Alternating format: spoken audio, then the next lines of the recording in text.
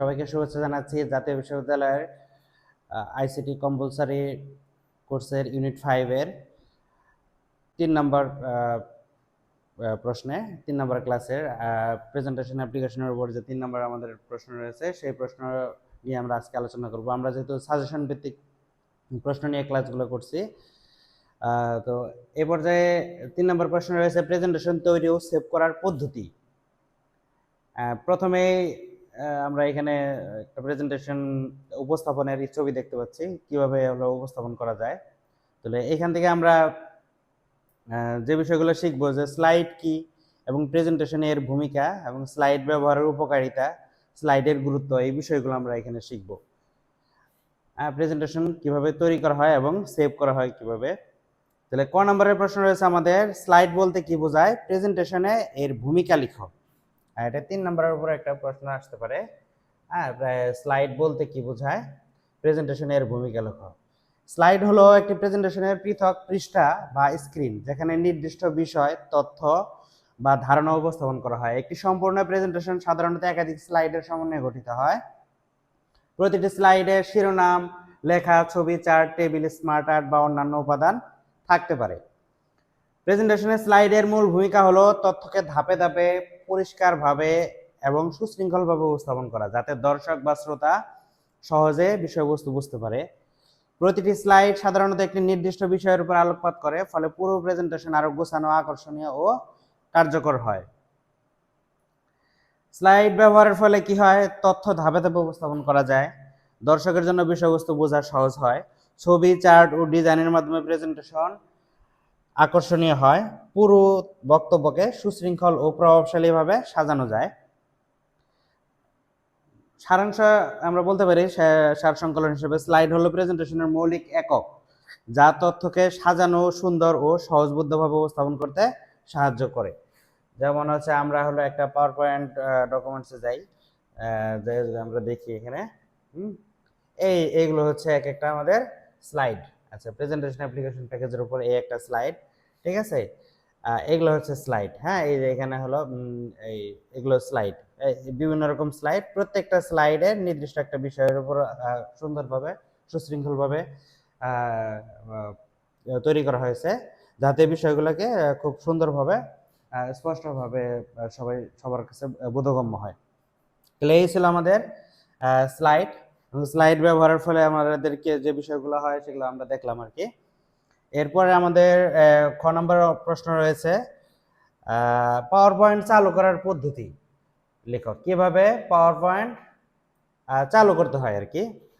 এখানে আমরা একটা ছবি দেখতেছি যে পাওয়ার পয়েন্ট ওপেন করতেছেন। হ্যাঁ, তো পাওয়ার পয়েন্ট বিভিন্নভাবে উপস্থাপন করা যায়। এখানে কতগুলা অপশন আছে। মাইক্রোসফট পাওয়ার পয়েন্ট চালু করার বিভিন্ন সহজ পদ্ধতি রয়েছে। প্রয়োজন ও সুবিধা অনুযায়ী যে কোনো একটি পদ্ধতি ব্যবহার করে খুব সহজে সফটওয়্যারটি খোলা যায়। গুরুত্বপূর্ণ পদ্ধতিগুলো নিচে দেওয়া হলো। এখানে দেখো, পদ্ধতি 1 হলো স্টার্ট মেনু ব্যবহার করে। স্টার্ট মেনু ব্যবহার করে আমাদের হলো কম্পিউটারে যে স্টার্ট মেনু আছে, এই যে যেমন এখানে স্টার্ট মেনু রয়েছে, ঠিক আছে। এই স্টার্ট মেনু ব্যবহার করে কম্পিউটারের নিচের বাম পাশে থাকা স্টার্ট মেনুতে ক্লিক করতে হবে। তারপরে হচ্ছে অল প্রোগ্রাম বা অল অ্যাপস অপশনে যেতে হবে। হ্যাঁ, এই যে স্টার্ট মেনু, ঠিক আছে, এইখানে হলো এই অল প্রোগ্রাম বা অল অ্যাপসে যাব আমরা। এই যে অল, ঠিক আছে, অল অ্যাপসে যাব এইখানে।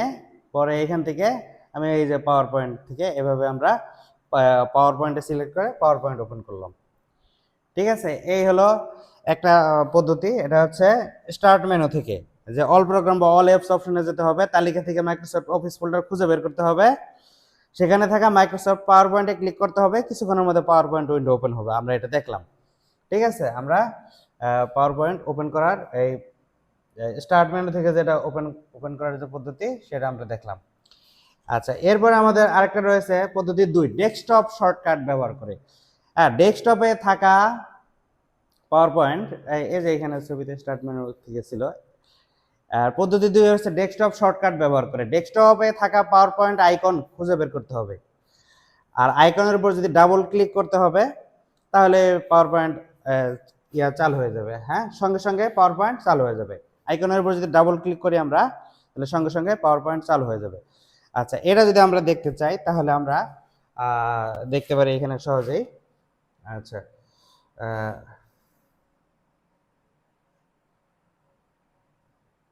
আচ্ছা আমরা ডেস্কটপে যাই।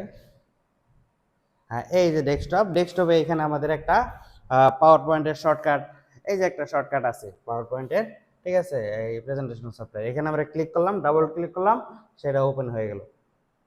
ঠিক আছে, এই হচ্ছে ডেস্কটপ আইকন ব্যবহার করে।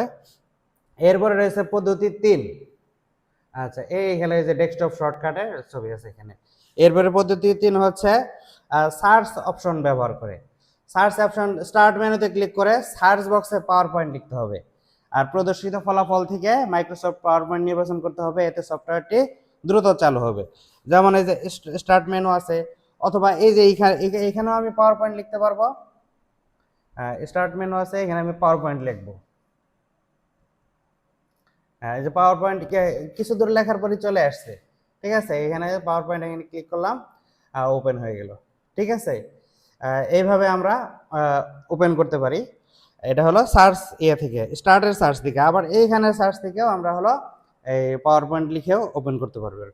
ঠিক আছে, আচ্ছা, তাহলে এইভাবে আমরা সার্চ অপশন থেকে আমরা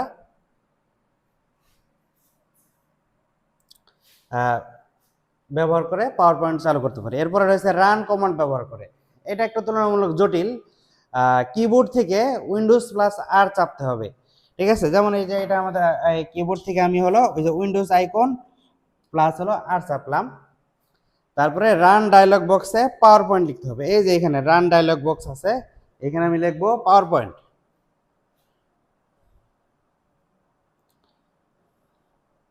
ঠিক আছে, এখানে আমি পাওয়ার পয়েন্ট লিখবো, পাওয়ার পয়েন্ট লিখবো। তারপরে আমি কি করব, পাওয়ার পিএনটি, আচ্ছা পাওয়ার পিএনটি টি লিখে আমি এন্টার চাপবো। এই যে পাওয়ার পয়েন্ট চলে আসছে। ঠিক আছে, এই ছিল আমাদের কতগুলো পদ্ধতি। স্টার্ট মেনুর পদ্ধতি আমরা দেখলাম আর কি। এই যে এখানে এই যে রান কমান্ড, এখানে পাওয়ার পয়েন্ট লিখে এরকমভাবে আমরা পাওয়ার পয়েন্ট ওপেন করতে পারি। ঠিক আছে, তারপরে হচ্ছে স্টার্ট মেনু ব্যবহার করে, তারপর ডেস্কটপ শর্টকাট ব্যবহার করে, সার্চ আইকন ব্যবহার করে, রান কমান্ড ব্যবহার করে, আরও কতগুলো ভাবে আমরা পাওয়ার পয়েন্ট ব্যবহার করতে পারি। যেমন হচ্ছে যে এটা যদি এই যে টাস্ক বারে থাকে, এইখানে এটা হলো টাস্ক বারে, এই টাস্ক বারে যদি পাওয়ার পয়েন্ট আগে থেকে থাকে, তাহলে আমরা এই টাস্ক বারে ক্লিক করলে কি করব, এই যে টাস্ক বারে আছে, এখানে ক্লিক করলে সাথে সাথে কি পাওয়ার পয়েন্ট ওপেন হয়ে যাবে। ঠিক আছে, তাহলে এই মোটামুটি এই ছিল। আবার যদি স্টার্ট মেনুতেও থাকে, এই যে ঠিক আছে, এখানে যদি আগে থেকে থাকে, টাস্ক বারে থাকে, তাহলে আমরা এখান থেকে আমরা হলো পাওয়ার পয়েন্ট ওপেন করতে পারবো। ঠিক আছে, এই ছিল আমাদের কিভাবে পাওয়ার পয়েন্ট চালু করতে হয় এই প্রশ্নের উত্তর। ঠিক আছে, চালু করার যে পদ্ধতি সংক্ষেপে আমরা বলতে পারি আর কি, যে start menu, desktop shortcut, search এবং রান কমান্ড, এইসব পদ্ধতির মাধ্যমে সহজেই পাওয়ার পয়েন্ট চালু করা যায়। এছাড়াও আমাদের যদি টাস্ক বারে থাকে, ঠিক আছে, তাহলে আমরা কি করতে পারি, আমরা হলো পাওয়ার পয়েন্ট ওপেন করতে পারি। আচ্ছা,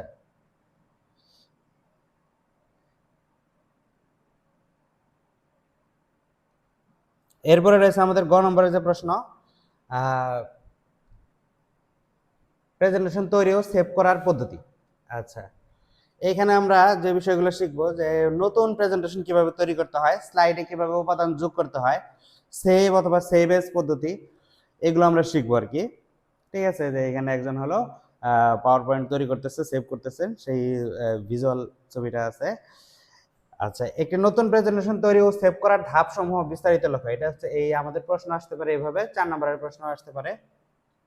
একটি নতুন প্রেজেন্টেশন তৈরি এবং সংরক্ষণ করার জন্য কয়েকটি সহজ ধাপ অনুসরণ করতে হয়, নিচে ধাপে ধাপে পদ্ধতি দেওয়া হলো। তাহলে নতুন প্রেজেন্টেশন তৈরি করার ধাপ, প্রথমে মাইক্রোসফট পাওয়ার পয়েন্ট চালু করতে হবে। আমি যেভাবেই চালু করি না কেন, আমরা স্টার্ট মেনু থেকে হোক, সার্চ বার থেকে হোক, ডেস্কটপ আইকন থেকে হোক বা টাস্ক বার থেকে হোক, যেভাবে হোক আমরা হলো পাওয়ার পয়েন্ট চালু করলাম। যেমন এই যে একটা পাওয়ার পয়েন্ট চালু করলাম, ঠিক আছে। আচ্ছা আচ্ছা, পাওয়ার পয়েন্ট চালু করলাম, এটা একটা ব্ল্যাঙ্ক পাওয়ার পয়েন্ট চালু করলাম। তারপরে ফাইল মেনু ক্লিক করতে হবে, এরপরে নিউ অপশনে ক্লিক করতে হবে। এই পাওয়ার পয়েন্টের মধ্যে এখানে যে ফাইল মেনু আছে, এখানে নিউ আছে, ঠিক আছে। নিউ অপশন ক্লিক করব। এরপরে হচ্ছে ব্ল্যাঙ্ক প্রেজেন্টেশন অথবা কোনো পছন্দের টেমপ্লেট নির্বাচন করতে হবে। আমি এখানে যেমন হচ্ছে ব্ল্যাঙ্ক প্রেজেন্টেশন, এই যে এটা ব্ল্যাঙ্ক প্রেজেন্টেশন রয়েছে, অথবা এর বাইরেও আমি কি করতে পারি, আমার পছন্দের কোনো টেমপ্লেটও আমি এই যে এখানে এখানে রয়েছে আমাদের, হ্যাঁ, আমি এগুলো সিলেক্ট করতে পারবো আর কি, ঠিক আছে। তাহলে এরকম করে আমরা ইচ্ছা মতো পেজ তৈরি করতে পারবো, ঠিক আছে। এরকম ভাবে অথবা কোনো পছন্দের টেমপ্লেট নির্বাচন করতে হবে। তারপরে হলো নতুন স্লাইডে প্রয়োজন অনুযায়ী শিরোনাম, টেক্সট, ছবি, শেপ, চার্ট বা অন্যান্য উপাদান যোগ করতে হবে। নতুন যে স্লাইড আছে না, আমি যে এখানে স্লাইড রাখলাম, এই যে একটা নতুন স্লাইড, এখানে আমি কি করব, প্রয়োজন অনুযায়ী এই যে double tap to add title, আমি এখানে কি করব, এখানে টাইটেল আমি লিখতে পারবো, ঠিক আছে। হ্যাঁ, যেমন হচ্ছে এখানে আমি লিখতে পারবো, হ্যাঁ, মাই কি first presentation, FIRST, first presentation,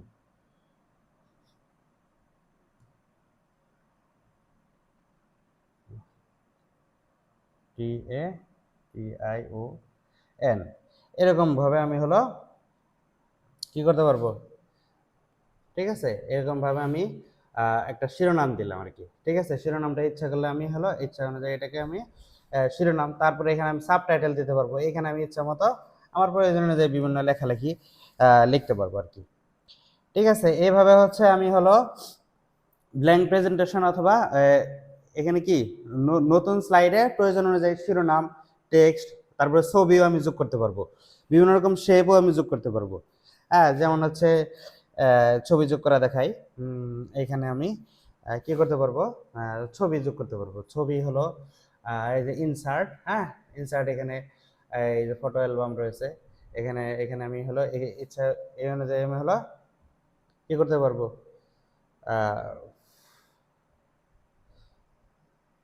আমি প্রয়োজন অনুযায়ী, ঠিক আছে, আমি ছবি যোগ করতে পারবো। যেমন হচ্ছে আমি একটা এই যে একটা স্লাইড, এখানে আমি হচ্ছে নতুন অনুযায়ী আমি ওই যে পিকচারতে যোগ করব। এই যে এই ছবিটা আমি যোগ করলাম, ইনসার্ট।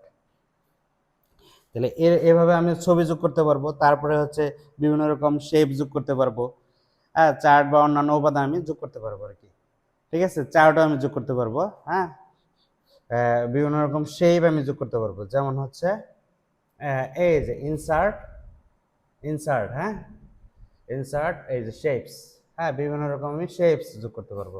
এই যে একটা শেপ আসছে, ঠিক আছে। এরকম করে এই শেপের কালারও আমি চেঞ্জ করতে পারবো ইচ্ছা করলে, হ্যাঁ, হ্যাঁ, এরকম বিভিন্ন কালার আমি ইচ্ছা মতো, আমি মন মতো বিভিন্ন রকম শেপ যোগ করতে পারবো, ঠিক আছে। আচ্ছা, তারপরে হচ্ছে শেপ যোগ করে দেখালাম। এরপর আমি চার্ট বা অন্যান্য উপাদানও যোগ করতে পারবো। এখানে যেমন হলো চার্ট যদি যোগ করতে চাই, চার্ট যদি যোগ করতে চাই আমি হলো এখানে হলো ইনসার্ট, হ্যাঁ, এই যে চার্ট আছে, তাহলে আমি এই যে এখানে অনেকগুলো, হ্যাঁ, কলাম চার্ট, তারপরে এই যে লাইন চার্ট, বার চার্ট, এরকম বিভিন্ন রকম চার্ট আমি যোগ করতে পারবো, ঠিক আছে। হ্যাঁ, এই যে একটা চার্ট, চার্ট দেখাইতেছে, হ্যাঁ, এই যে একটা চার্ট, হ্যাঁ, এই, ঠিক আছে। এই শেপটা আমি যোগ করছি, এই যে একটা শেপ, ঠিক আছে। এইভাবে আমি হলো বিভিন্ন রকম যোগ করতে পারবো, শেপ, চার্ট বা প্রয়োজনীয় উপাদান যোগ করতে পারবো। প্রয়োজন হলে ডিজাইন, থিম এবং লেআউট নির্বাচন করে, ডিজাইন, থিম ও লেআউট নির্বাচন করে প্রেজেন্টেশনকে সুন্দরভাবে সাজাতে হবে যদি প্রয়োজন হয়। যেমন হলো বিভিন্ন রকম ডিজাইন, যেমন হচ্ছে এই দেখো এখানে আমাদের ডিজাইন রয়েছে, এই যে একটা ডিজাইন রয়েছে, এরকম ডিজাইন রয়েছে, বিভিন্নভাবে এই যে একটা ডিজাইন রয়েছে, তাহলে আমি এইভাবে হলো সাজাতে পারবো। হ্যাঁ, বিভিন্ন ডিজাইন ব্যবহার করে আমি আমার প্রয়োজন অনুযায়ী সাজাতে পারবো। ঠিক আছে? হ্যাঁ, এই যে একটা এই ডিজাইনটা মোটামুটি ভালো লাগছে, এই ডিজাইনটা আমি প্রয়োগ করলাম। ঠিক আছে, তাহলে এই ডিজাইন দেখলাম। তারপরে হচ্ছে ডিজাইন ছাড়াও আর কি কি পরিবর্তন করা যায়, থিম এবং হচ্ছে লেআউটও নির্বাচন করতে পারবো আমি। আর আচ্ছা, এই ডিজাইনের বিভিন্ন রকম দেখলাম। হ্যাঁ, আমি হলো এই যে ট্রানজিশন যোগ করতে পারবো। হ্যাঁ, এই যে এরকম ট্রানজিশন যোগ করতে পারবো।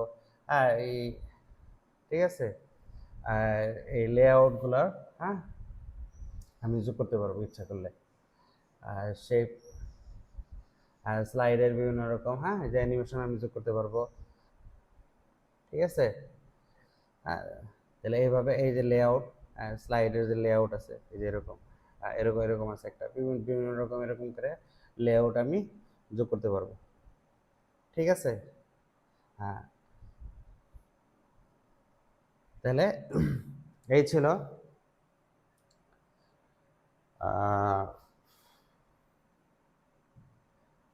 আমার হলো এই স্লাইড তৈরি করার যে নতুন স্লাইড কিভাবে তৈরি করতে হয় এর আমি এভাবে প্রয়োজন হলে আমি ডিজাইন এবং থিম এবং লেআউটকে নির্বাচন করে প্রেজেন্টেশনকে সুন্দরভাবে আমি সাজাতে পারবো। ঠিক আছে, এটা গেল প্রেজেন্টেশন তৈরি করার ধাপ। প্রেজেন্টেশন সেভ করার পদ্ধতি, তাহলে ফাইল মেনুতে ক্লিক করতে হবে, তারপরে সেভ অথবা সেভ এজ অপশনে ক্লিক করতে হবে। তাহলে আমি ফাইল মেনুতে যাই, এখানে ফাইল মেনুতে গেলাম, এই যে ফাইল মেনুতে এই যেখানে সেভ আছে, সেভ এটা হলো আগে থেকে সেভ করা থাকলে, আর সেভ থাকলে, আর যদি এর আগে থেকে সেভ করা নাই তাহলে আমি সেভ এসে যাব। সেভ এসে যাওয়ার পরে এই যে এখানে পাওয়ার পয়েন্ট ফাইল, কোথায় আমি কি করব, ডকুমেন্টস, পাওয়ার পয়েন্ট ফাইল। হ্যাঁ, আচ্ছা, এখানে আমি হলো এখানে আমি এই যে পাওয়ার পয়েন্টের ভিতরে এখানে আমি মাই ফার্স্ট প্রেজেন্টেশন এই নামে আমি সেভ করলাম। ঠিক আছে, এই ফাইলটা আমার সেভ হয়ে গেছে। তাহলে এইভাবে আমি হলো ফাইল মেনু থেকে ক্লিক করে সেভ অথবা সেভ এজ অপশনে ক্লিক করতে হবে। যেখানে আমি ফাইল সংরক্ষণ করতে চাই লোকেশন বা ফোল্ডার নির্বাচন করতে হবে। যেমন আমি যখন গেছি এখানে ফাইল এই সেভ এজ, হ্যাঁ, এইখানে আমার যে ব্রাউজ, এখান থেকে আমি হলো লোকেশন সিলেক্ট করছি, এই যে পাওয়ার পয়েন্ট, এখানে ওই ফোল্ডারে আমি হলো পাওয়ার পয়েন্টটা সেভ করছি। ঠিক আছে, এইভাবে হচ্ছে লোকেশন সেভ করতে হবে। তারপর ফাইল নেম লিখতে হবে, ফাইলের নাম, এবং প্রয়োজন হলে ফাইল টাইপ নির্বাচন করা যায়, শেষে সেভ বাটনে ক্লিক করতে হবে। যেমন হচ্ছে এটা যেরকম এখানে আমি যে ব্রাউজ, এই যে এখানে ফাইলের নাম মাই ফার্স্ট প্রেজেন্টেশন আছে, আমি ওইটাই রেখে দিছি। তারপরে সেভ এজ টাইপ, এই যে পাওয়ার পয়েন্ট প্রেজেন্টেশন, এখানে যে পাওয়ার পয়েন্ট ডকুমেন্টস আমি কোনভাবে, হ্যাঁ, করবো আমি সাধারণত power point documents dot PPT, হ্যাঁ, পাওয়ার পয়েন্ট পিকচার প্রেজেন্টেশন। ঠিক আছে, এরকমভাবে বিভিন্নভাবে হলো ফাইলের টাইপ সিলেক্ট করা যায়। ঠিক আছে, পাওয়ার পয়েন্ট এক্সএমএল প্রেজেন্টেশন, হ্যাঁ, ঠিক আছে, এইভাবে আমি হলো এগুলো ফাইল টাইপ সিলেক্ট করে তারপরে আমি কি করব, সেভ বাটনে ক্লিক করব। হ্যাঁ, এইভাবে আমি হচ্ছে পাওয়ার পয়েন্টে যে power point presentation file types, হ্যাঁ, পাওয়ার পয়েন্ট প্রেজেন্টেশন। ঠিক আছে, তাহলে এইভাবে আমি সেভ বাটনে ক্লিক করলে যে আগে থেকে সেভ করা ছিল ওই জন্য রিপ্লেস করতে বলছে, তাহলে এইভাবে আমি হলো সেভ করতে পারবো। তাহলে প্রয়োজন হলে এরকমভাবে ফাইল টাইপ নির্বাচন করা যায়, এরকম করে ফাইল নেম দিয়ে শেষে সেভ বাটনে ক্লিক করে আমি হলো প্রেজেন্টেশন সেভ করলাম। তো এই হচ্ছে আমাদের পাওয়ার পয়েন্ট কিভাবে একটা নতুন প্রেজেন্টেশন তৈরি ও সেভ করা যায় তার যে ধাপে ধাপে বর্ণনা। আচ্ছা, এটার গুরুত্ব কি, এইভাবে যদি সঠিক নিয়মে নতুন প্রেজেন্টেশন তৈরি এবং সেভ করি তাহলে কি হবে, কাজ আমাদের সুশৃঙ্খলভাবে সংরক্ষিত থাকে এবং পরে তার সহজে সম্পাদনা, প্রদর্শন বা প্রিন্ট করা যায়। সহজে সেগুলো নিয়ে আমরা ক্লাস করতে পারবো বা সেগুলো নিয়ে সহজে এডিট করতে পারবো এবং প্রদর্শন করতে পারবো, প্রিন্ট করতে পারবো। তাহলে সারসংক্ষেপে আমরা বলতে পারি যে নতুন প্রেজেন্টেশন তৈরির জন্য প্রথমে নিউ থেকে ব্ল্যাঙ্ক প্রেজেন্টেশন বা টেমপ্লেট নিতে হয়। আগে থেকে তৈরি করা কিছু ডিজাইন, এগুলো হচ্ছে টেমপ্লেট। তারপর প্রয়োজনীয় উপাদান যোগ করে সেভ অথবা সেভ এর মাধ্যমে ফাইল সংরক্ষণ করতে হয়। এই ছিল আমাদের আজকের এই 3 নম্বর প্রশ্নের উপরে ক্লাস। আশা করছি আমরা বিষয়টা খুব এই স্পষ্টভাবে বুঝতে পারছি, হাতে হাতে কলমে, যাতে আমরা পরীক্ষায় সুন্দরভাবে লিখতে পারি এবং আমরা ভালো নাম্বার পাই। সেইভাবে আমরা হলো বিষয়গুলো বুঝতে পারছি। তো সবাইকে ধন্যবাদ জানিয়ে আজকের ক্লাস এখানেই শেষ করছি। ধন্যবাদ সবাইকে। আসসালামু আলাইকুম।